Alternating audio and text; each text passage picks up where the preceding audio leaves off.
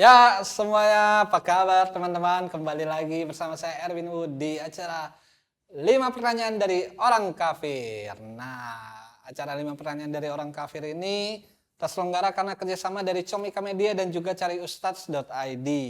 Dan kita ingin menunjukkan bahwa diskusi soal agama, dialog antar agama bisa terjadi, bisa diperbincangkan secara santai dan juga fun. Dan tetap seperti di episode sebelumnya, saya ditemani oleh Pak Ustadz Ahok. Jadi hari ini untuk episode kali ini udah siap Pak Ustadz untuk menjawab 5 pertanyaan berikutnya Insya dari saya, Allah siap. dari teman-teman. Udah kayak Langsung. mau ditanyain malaikat aja. Memang kalau ditanyain malaikat Hah? begitu juga, maksudnya Ya ada tergantung amalnya sih. tergantung Kalau amalnya. amalnya baik, banyak baiknya gitu kan. Malaikatnya ya Oh, senyum-senyum kayak Ko ya, Erwin ya. gitu. Kalau kita banyak dosanya gitu, Cemberut Ustadz. serem banget. Dosa apa lu?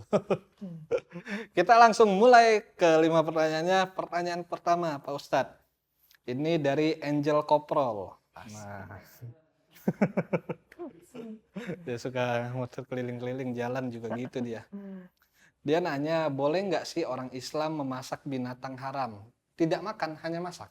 Ya, Boleh nggak? iya, boleh, Boleh. boleh. Misalnya kita punya keluarga non-Islam, Mhm. dia suka daging babi gitu, kita Mhm. masakin buat dia, itu boleh. Ya, Atau kecuali pas masak misalnya, nyobain nggak boleh. nah itu nggak boleh. Ya. Atau misalnya ada pegawai atau orang yang kerja di restoran yang memang nyediain makanan halal sama yang nggak halal gitu Oh, kan. ya, ya, ya. Jadi dia harus masak, dan itu kan peruntukannya juga kan buat orang-orang yang memang makan daging babi gitu misalnya. Itu selagi dia memang belum dapat pekerjaan yang lebih baik dari yang dia lakukan sekarang, itu masih boleh. Oh, oke. Berarti nggak apa-apa, nggak Nggak masalah. masalah. Asal tidak makan aja kan. Iya, betul. Cuma kan kadang walaupun dari ketika masakan pasti ada aroma masakan yang keluar, itu kan kita pasti secara nggak langsung nyium aromanya, itu nggak apa-apa. Ya nggak apa-apa, ya nggak boleh itu Yang nyicipin. nggak boleh nyicipin. Iya, Oh, kalau oke, oke. kena aromanya doang, asapnya doang nggak Ya, apa-apa. ya. Soalnya yang saya tahu ada beberapa orang Islam yang katanya saya nggak mau kerja di restoran yang non halal lah, yang Ya, menyediakan makanan babi kayak gitu. Itu berarti balik lagi ke orangnya. ya baiknya sih begitu. Tapi kan kalau Baiknya nggak sih ada gitu. lagi dan memang dia harus kerja di situ, ya nggak masalah. Misalnya kita keluar negeri dan memang kerjanya tempatnya begitu, ya mau gimana lagi Ya, kan? mau gimana lagi. Daripada nggak kerja terus nanti Daripada nggak nyolong, Iya ya kan? benar. Lebih baik kerja. Iya lah. Selama tidak memakan makanan Iya tersebut. betul. Benar. Oke, kalau gitu. Kita lanjut ke pertanyaan berikutnya. Ini pertanyaan kedua datang dari Adit Meong. Dia pecinta kucing nih kayaknya. Dia nanya, saya sering dengar orang Islam nggak mau nabung di bank karena riba. Apa itu riba? Apakah ada cara nabung yang dianjurkan di agama Islam? Gampangnya sih riba tuh kayak lintah darat gitu ya. Oh, kayak lintah darat. Jadi memberi bunga yang memang sampai menekan, sampai orang itu ya kesusahan untuk bayarnya. Nah itu riba. Nah memang ulama di Islam itu sendiri kan beda pendapat. Ada yang nggak bolehin bunga bank sama sekali. Ya. Ada yang masih memperbolehkan. Gitu. Jadi emang itu perbedaan pendapat di antara ulama Islam. Gitu. Kalau saya pribadi misalnya kayak kita mendepositkan uang, itu kan ibarat biasanya kalau nabung itu persentase bunganya lebih kecil Ya, daripada benar. deposito. Ya. Biasanya kalau nabung itu cuma 0-1%. Kalau didepositoin kan bisa sampai 5%, sampai 5%. tergantung suku bunga Ya. gitu kan. Nah, ibaratnya tuh kita ini kayak kalau di fikih atau di hukum Islam itu ada namanya sayembara gitu. Nih gue kasih duit ya, lu kelola buat pengusaha lain. Nanti kalau ada untungnya bagi hasil ya gitu. Nah itu sistemnya bagi hasil. Ya, Jadi ya. bukan akadnya tuh bukan mengutangi gitu, tapi membiayai apa namanya orang pengusaha lain yang memang membutuhkan uang gitu. Itu yang dianjurkan. Maksudnya prinsipnya kayak gitu sebenarnya di bank tuh. Idealnya. Ya memang prinsipnya kan kayak gitu. Nah di Islam itu yang kayak gitu masih diperbolehkan karena itu sistemnya kan bagi hasil, sharing profit gitu ya, profit sharing. Paham. Gitu. Jadi apa nggak mutlak gitu, tapi saya lebih cenderung ke pendapat yang ngebolehin gitu. Kalau kita transaksi di bank, nabung di bank, terusnya depositoin uang di bank, itu masih halal, boleh. Masih halal. Berarti tidak tertulis di Al-Quran atau hadis mengenai yang tertulis itu, yang diharamkan itu adalah ribanya. Bunga bank itu beda, ulama beda pendapat. Ada yang bilang riba, ada yang nggak bilang riba. Gitu. Benar. Yang nggak boleh tuh riba. Yang nggak boleh riba. Lintah darat tuh nggak boleh. Nah tapi kalau bunga bank, ini ulama beda pendapat gitu. Oke, paham. Berarti ya sebenarnya itu nggak dilarang, yang dilarang adalah ribanya. Betul. Banknya mah nggak masalah. Ya, jadi orang kadang orang Islam nih perlu bedain mana syariat, mana fikih. Syariat itu yang diambil dari Al-Quran, hadis. Ya, firman Allah sama perkataan Nabi, perbuatan Nabi. Nah itu namanya syariat. Nah riba itu ada dalam Al-Quran, memang dilarang. Ulama sepakat. Bentuknya riba ya macam-macam gitu. Nah tapi kalau bunga bank ini bagian dari fikih. Fikih itu adalah suatu hukum yang memang diperdebatkan oleh ulama gitu. Masih diperdebatkan sampai sekarang? Ya hukum suatu misalnya tadi kayak bunga bank gitu kan, kayak bunga bank itu termasuk masalah fikih. Yang mana ulama ada yang bolehin, ada yang enggak gitu. Itu sih. Berarti beda-beda lah gitu ya? Iya. Oke, paham. Jadi nggak mutlak sih. Kita boleh, apalagi di era yang kayak sekarang gitu, yang kemana-mana transfer honor kan pakai ATM, nggak mungkin juga kita datang. Ditambah sekarang kan di Indonesia ada bank syariah kan? Iya, apalagi ada bank syariah yang misalnya ingin merasa lebih aman ya, coba ke bank syariah nggak masalah. Karena mereka juga pasti ada aturan-aturan agama Islamnya juga kan di dalamnya gitu. Oke, Pak Ustadz, kita lanjut ke pertanyaan ketiga. Ya. Ini pertanyaan dari Jessica Centong. Lapar. Ya nanya, ini pertanyaannya singkat banget. Apa itu alam barzah? Alam barzah itu, jadi kita nih alam dunia. Ini alam dunia. Nah nanti setelah kita meninggal, itu nanti ada alam barzah. Ya ada alam barzah. Yang mana kita di situ nanti ditanya sama malaikat, nama malaikatnya Munkar Nakir gitu kan.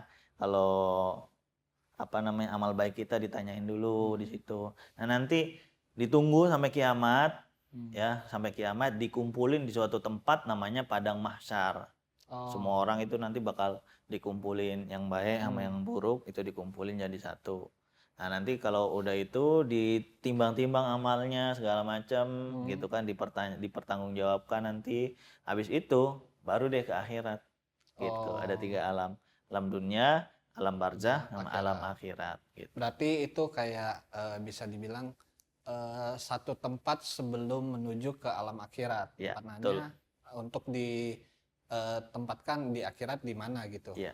Oke. Itu berarti yang 3 pertanyaan ya oleh malaikatnya, yang siapa Tuhanmu, apa agamamu, siapa nabimu. Bener gak? Lupa juga saya. Gue takut salah. Enggak, soalnya gini, kalau kita hafalin dari sekarang tapi gue biar nggak ditanyain malaikat, gue hafalin nih dari sekarang. Tapi lu amalan ibadahnya enggak. Iya, amal ibadahnya enggak, sama aja bohong. Ya walaupun gue nggak hafal misalnya kan. Ya tapi kalau sholat jalan, puasa jalan, ya insya Allah lancar. Lancar lah. Jadi nggak usah dihafalin juga sih. Iya benar. Biasanya Kita ntar ada yang ngajarin tuh kalau udah meninggal Hah? gitu, ada yang ngajarin. Oh gitu. Iya.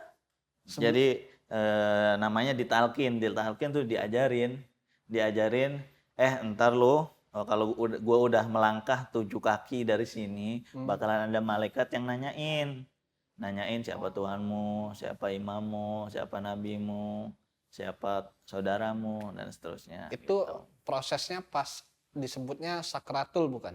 Bukan. Bukan. Kalau sakaratul maut itu kan diajarin baca la ilaha illallah gitu ya. Ini mah udah di alam kubur. Oh, udah di alam Udah kuburnya. dikuburin terus diajarin kayak gitu. Nah, nanti kan setelah 7 langkah orang bubar baru tuh mulai malaikat datang. Oke, oke, paham, paham. Siap. Baiklah, kita langsung ke pertanyaan keempat, Pak Ustadz. Ini pertanyaan dari Wawan Keseleo. Habis main bola dia. Dia nanya, saya Kristen, pernah diajak takbiran. Tapi saya tidak mengerti apa itu takbiran. Apakah ada surat yang mengaturnya? Warabbaka fakabbir di surat Al-Mudatsir itu ada. Jadi takbir itu sendiri kan mengucapkan Allahu Akbar, Allahu itu Akbar. takbir. Nah, takbir ini dilakukan kapan? Dilakukan pas mau sholat. Allahu Akbar ini takbirnya wajib. Oh, oke. Gitu kan. Ya, Buat ya. pembuka sholat itu Heeh. wajib. Kalau takbiran biasanya ya dilakukan pelafalan Allahu Akbar, Allahu Akbar, Allahu Akbar. Itu kalau nggak Idul Fitri, kalau nggak Idul Adha. Idul Adha, benar. Nah, itu takbiran. Nah, kalau takbiran itu ada di dalam hadis Nabi. Ada di dalam hadis Nabi. Begitu. Tapi kadang orang ini ya, saya juga suka miris gitu. Kadang ada orang yang melantunkan takbir tapi untuk melontarkan kebencian gitu. Oh, ya, ya. Takbir, gitu Oh, ya, kan? dengan teriakan. Dengan teriakan tapi buat kayak di hadapan kita ini musuh, padahal misalnya sesama muslim gitu kan.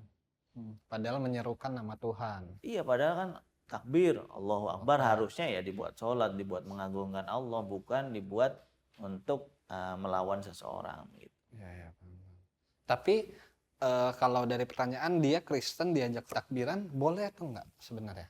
Ya kayak kemarin-kemarin itu, jangan takbiran, masuk Islam aja boleh. Bener. Jangankan takbiran kan bagian dari bagian ini. kecil aja Iya. dari agamanya gitu ya. Iya. Jangankan takbiran masuk boleh juga. Berarti boleh ya di agama Islam kalau orang Kristen mau ikut takbiran ya ikut aja nggak apa-apa. Karena itu juga bagian dari perayaan kan, misal pada saat sebelum H-1 Idul Fitri kan biasanya malamnya betul. takbiran keliling gitu. Kalau untuk merayakan aja nggak apa-apa berarti kan kalau mau ikutan.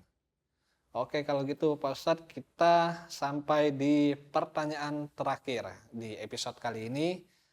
Ini pertanyaan dari Dimas Alakarte. Nah, dia nggak pernah beli yang paketan kalau makan dia.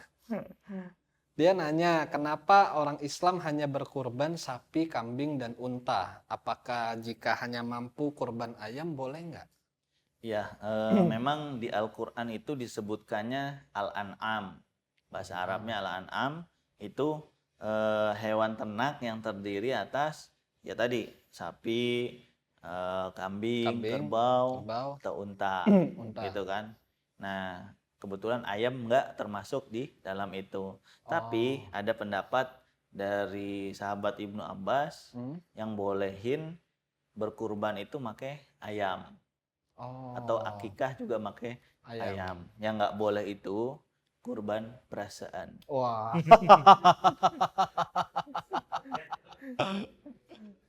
Kurban perasaan nggak boleh. Iya.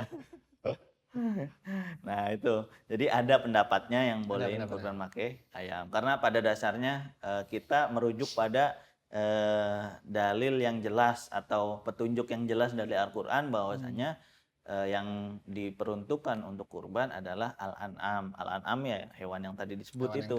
Cuma kalau misalnya seumur hidup, gua seumur hidup kok nggak bisa-bisa nih beli kambing, nggak bisa-bisa beli sapi mahal banget kan. Ya udah dah, gua ini aja nyembelih ayam gitu kan. Yang penting ayam beli sendiri, jangan ayamnya tetangga dicolong buat sembelih. Nggak boleh. Bingung tetangganya ntar ayam saya kemana ya? Perasaan setiap Idul Adha hilang mulu gitu. Berarti nggak apa-apa kalau ada orang yang ya udah saya cuma mampunya untuk kurban ayam nih Ya, tahun ini. Nggak apa-apa ada juga. pendapatnya yang membolehkan. Ada pendapat yang membolehkan, tapi yang dianjurkan di agama Islam ya al-an'am tadi. Iya, betul. Gitu. Dan ada yang bilang ini saya dengar aja dari temen katanya hewan yang kita kurbankan itu adalah kendaraan kita untuk menuju alam akhirat, benar gak?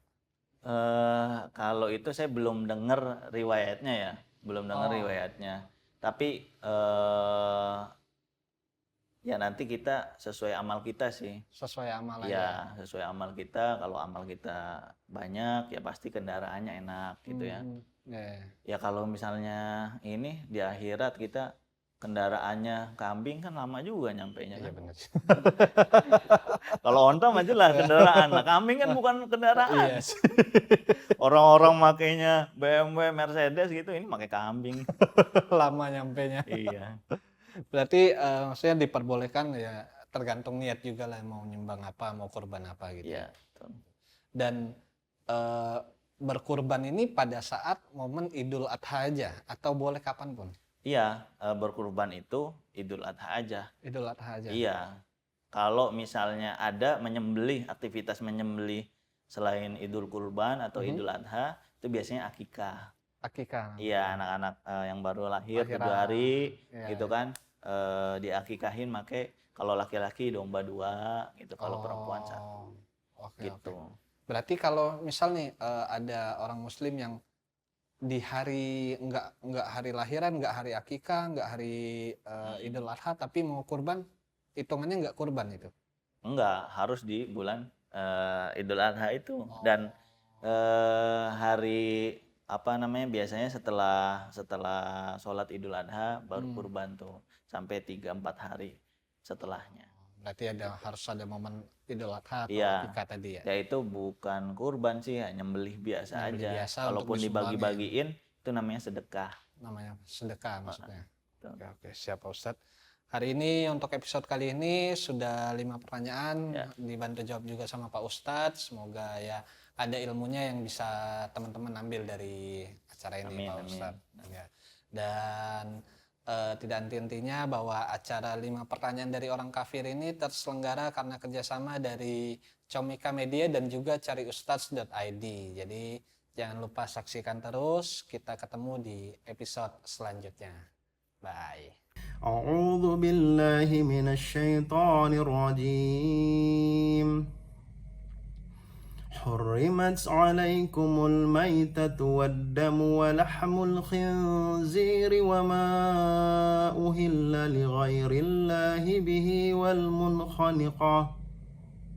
والمنخنقة والموقوذة والمتردية والنتيحة وما أكل السبع إلا ما ذكيتم وما ذبح على النصب وأن تستقسموا بالأزلام ذلكم فسق اليوم يئس الذين كفروا من دينكم فلا تخشوهم واخشون اليوم أكملت لكم دينكم وأتممت عليكم نعمتي ورضيت لكم الإسلام دينا فمن اضطر في مخمسة غير متجانف لإثم فإن الله غفور رحيم